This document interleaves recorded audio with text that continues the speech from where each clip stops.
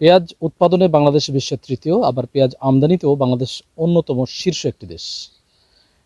এর পিছনে কি কারণ? আসলে উৎপাদনে তৃতীয় হচ্ছে, উৎপাদন লক্ষ্যমাত্রাও আসলে অর্জিত হচ্ছে। আমি যদি একটি কৃষি বিভাগের তথ্য আপনাদেরকে জানাই, সেটি হচ্ছে 2019-20 যে অর্থ বছর, সেখানে পেঁয়াজ উৎপাদন হয়েছিল বাংলাদেশে প্রায় 25 লক্ষ মেট্রিক টন। কিন্তু ঠিক তার 4 থেকে 5 বছর পর, 2024-25 অর্থ বছরে পেঁয়াজ পুরো বাংলাদেশে উৎপাদিত হয় প্রায় 44 লক্ষ টনের উপরে। যদিও বা এটি সরকারি হিসাব, কিন্তু বেসরকারি হিসাবে আরেকটু বেশি হবে বলছেন বিশেষজ্ঞরা। এই হঠাৎ করে 4 থেকে 5 বছরের মাথায় পেঁয়াজের উৎপাদন লক্ষ্যমাত্রা দ্বিগুণ হয়ে গেল, এবং যার ফলে এই বছরে কিন্তু অনেক বছর আমরা চিন্তা করি যে পেঁয়াজের আমদানির কারণে, অর্থাৎ ভরা মৌসুমে আমদানির কারণে এই পেঁয়াজের দাম বা পেঁয়াজের বাজারটা অনেক কম থাকে বাংলাদেশের স্থানীয় মার্কেটে। কিন্তু এই বছর 31শে জানুয়ারি শেষ পেঁয়াজ আমদানি করেছে সরকার, কিন্তু তারপরেও একেবারে মৌসুমের প্রথম থেকে শুরু করে শেষ পর্যন্ত এখনও পর্যন্ত এই পেঁয়াজের বাজারে রয়েছে একেবারে বিধ্বস্ত দরপতন। এখনও যদি আমি আজকের বাজার বলি, তাহলে আজকের বাজার অনুযায়ীও এই পেঁয়াজ বেচা কেনা হয়েছে 450 থেকে 500 টাকার মধ্যে। এখন কৃষকের উৎপাদন মূল্য, উৎপাদন উপকরণের দাম বৃদ্ধির সাথে যদি কৃষকের এই কৃষি ফসলের দাম এরকমভাবে কম হয়ে যায় বা কম পায়, কৃষকরা আসলে বাঁচতে পারে না।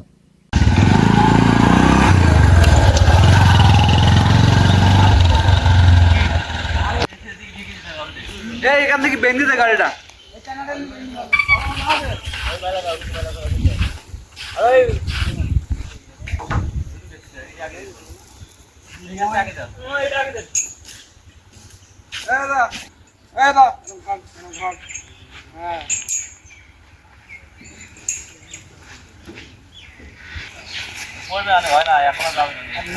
কপি তুলিছি না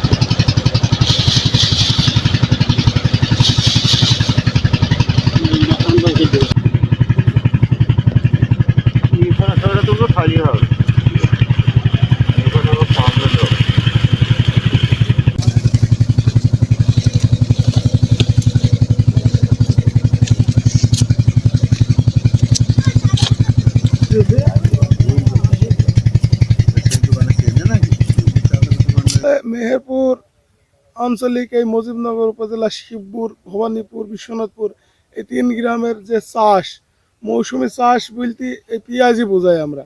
এই পেঁয়াজে আমাদের 2-3 বছর থেকে যে দুর্দশা যে হাল যাচ্ছে, এই হালে মনে হচ্ছে না যে চাষিরা আর বেশি থাকবে। কারণ এই দুর্দশার যে হাল, এই 2-3 বছরে, বিগত 2-3 বছরই লস আর লস। এখন যে পরিস্থিতি পেঁয়াজের বাজারের, তা ব্যাপারী তো যাচ্ছেই, প্লাস চাষিরও ব্যাপক লস হচ্ছে। এখন বাজারে মাল বেচছে 12 টাকা থেকে 15 টাকা, 16 টাকা এই পর্যন্ত মাল বেচতেছে। এখন এই যে পর্যায়ে বেচা বেশি চলছে, একটা গাড়ি মিনিমাম 3 লাখ প্লাস লস হবে। 3 লাখ প্লাস, কারো 4 লাখে যেতে পারে, কারো 2 লাখও হতে পারে, যে যা বেচে বার হইতে পারছে। এই এখন